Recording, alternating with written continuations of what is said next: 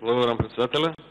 Почитувам пратеник во Република Македонија функционираат 99 средни и 358 основни училишта. Во рамки на истите работат 664 подрачни училишта. Најголем дел од овие училишта се изградени многу голем период во изминатите 30-40 години. Кај голем дел од нив е неопходно да се извршат корекции и санации. Министерството за образование и наука во целиот овој период работи интензивно на реконструкции, обнова, санации и изградба на нови објекти во Република Македонија, на нови училишта.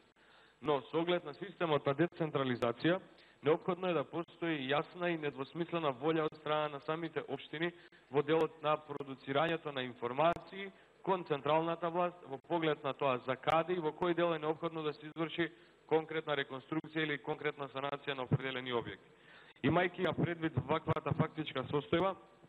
врз основа на годишно расположливите средства за вршење на реконструкции, Министерството за образование и наука подготвува годишен план според кој што ги реализира овие активности. Барањата од општините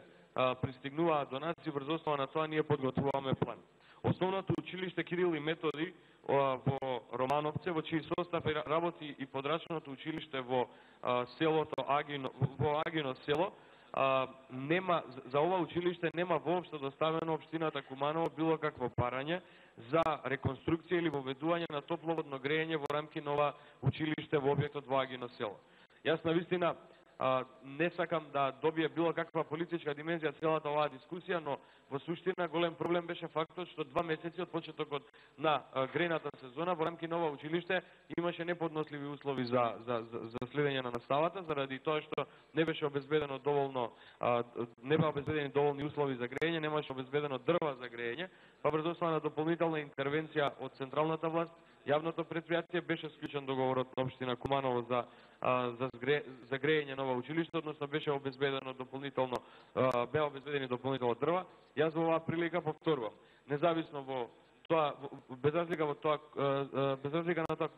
во која општина е градоначалник, дали од позиција или од опозиција, за нас сите ученици се идентични и замолувам и апелирам до градоначалниците, во случајов и до градоначалникот на Куманово, доколку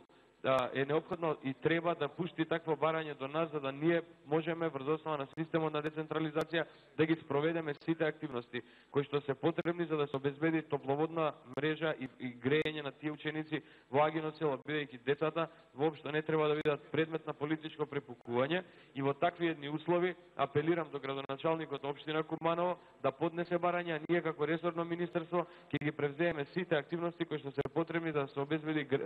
нов систем на грејење во основното училиште Кирил и Методи, односно во подрачното во Агино село, каде што децата има во изминатиот период, значи проблем со грејењето. Оваа година ја покриваме со дрва, следната година очекувам во соработка со општината и со градоначалникот да се обезбедат сите потребни ресурси за да на децата им се обезбеди соодветно грејење. Благодарам.